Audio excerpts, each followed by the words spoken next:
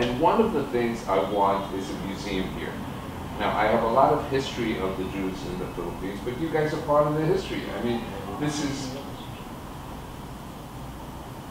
people like you don't exist in other countries. Now, maybe that's because there are not synagogues all over, so you would be joining a synagogue somewhere, you would be converted, you would do it, but that doesn't exist. So you, self-sustaining, did this. That wouldn't happen in the United States.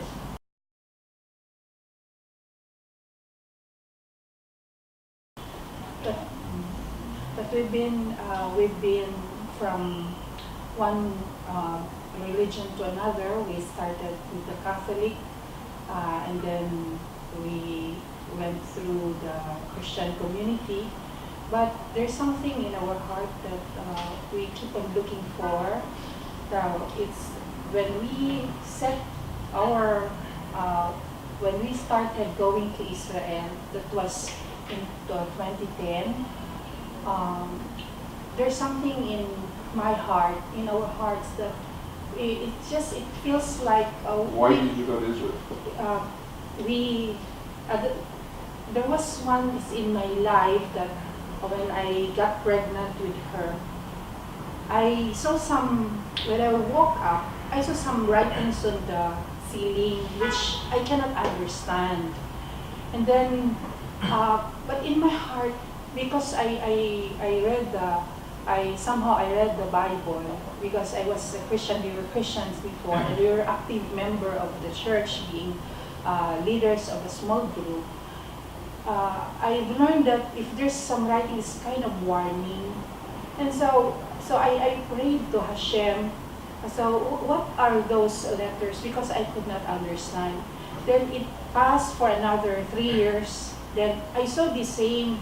And then one time I had a dream that I have to, my family would be going to somewhere, and I have to look for my passport because it's nowhere to be found. And so when I called up our travel agency, if our passports were with them, then she said no. Then I asked her, do you have a trip for the Holy Land? And then she said yes, and that would be 15 days more.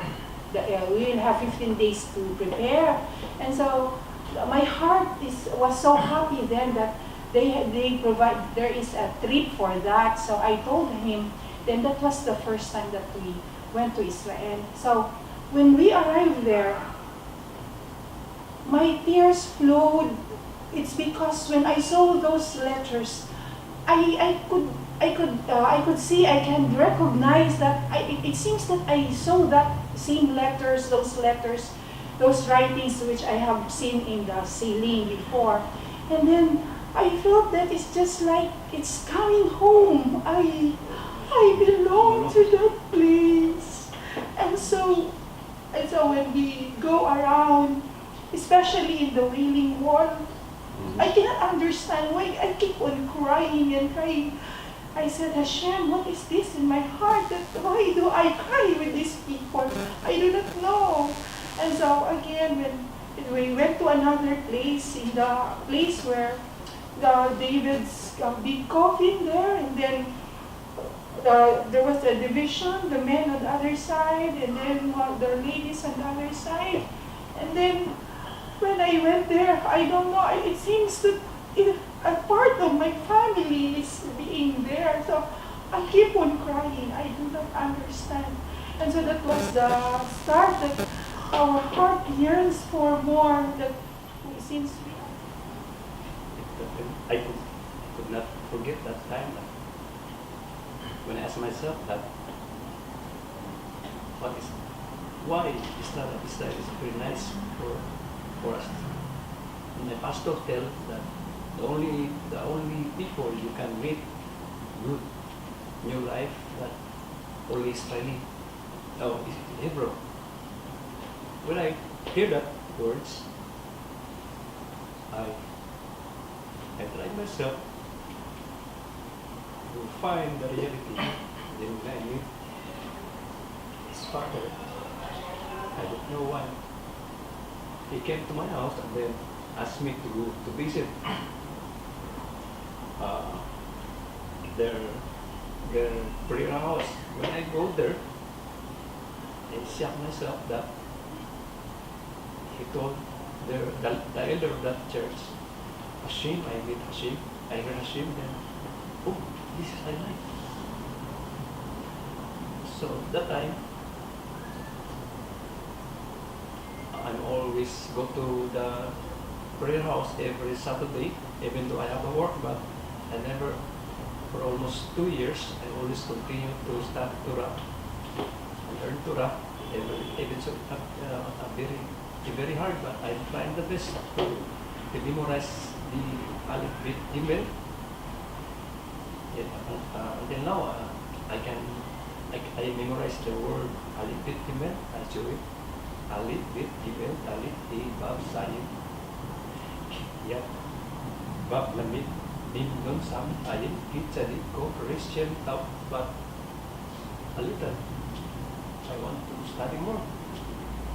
My grandmother always sing a song in our dialect, saying that God who dwells in heaven, that's the meaning of his song, God who dwells in a chanting way. He chanted the song like the Hebrew chant, the Hebrew words, but we chant it in our own dialect, the Blaan dialect. I said the meaning is, God who dwells in heaven, look upon us on earth, hear us on earth, and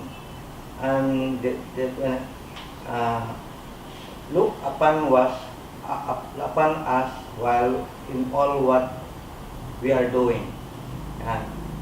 That is the Father in heaven, Father who dwells in heaven, look upon us on earth, hear us on earth, and look upon us in all what we do. That is the meaning of the song, always sung by my grandmother. I was confused. I went back to Valencia City and I started my research. But all the time, the name that came out on the internet is the same name for us, the Yutake and Balfrey. I was really confused. I want to ask somebody why it's Eche, Eche. Nobody answered me. I want to attach to Israel, but I'm afraid. I want to ask a rabbi, but I cannot. I'm afraid because I'm a Gentile. I have no Jewish friends at that time. So I keep on searching and searching, but there's no answer. And then members of the group, I teach them the name of the God which is Eche. But I cannot really explain why that's the name, because most of the names, the God which is Hashem, Adonai. So I really cannot answer that question until Father, I cannot also take it. I cannot deal with you. On this deathbed, I cannot be with you, Father. But maybe I don't know, Father. I don't know what's the reason behind. I'm not like most of the family, but you should know that I'm serving the God of Abraham, Isaac, and Yaakov. I cannot serve you, Father.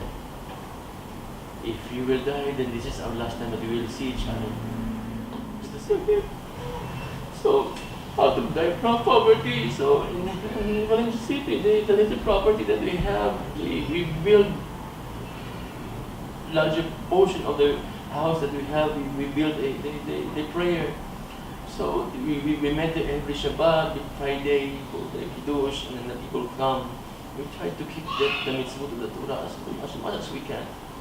So until now we're doing that, and we're planning to build bigger one. And so, even if we will not be converted, your question, sir, even if we will not be converted, Sir Yitzchak Gasman, he asked me, my friend, it's impossible for you to be converted. But I wanted to help you. How about if you will not be converted? What would you feel? How about if you cannot guide these people to conversion? What would you feel? He's asking me. And so I told him, sir, even if I will not be converted, even if I will not succeed in the desire of my heart to fulfill my tikkun and the tikkun of these people that I'm leading now, but I'm sure I'm doing almost everything of my tikkunim in this lifetime. Even if not in this lifetime, in the next incarnation, even if not in that next incarnation, until the end, I will always strive and I will never lose hope.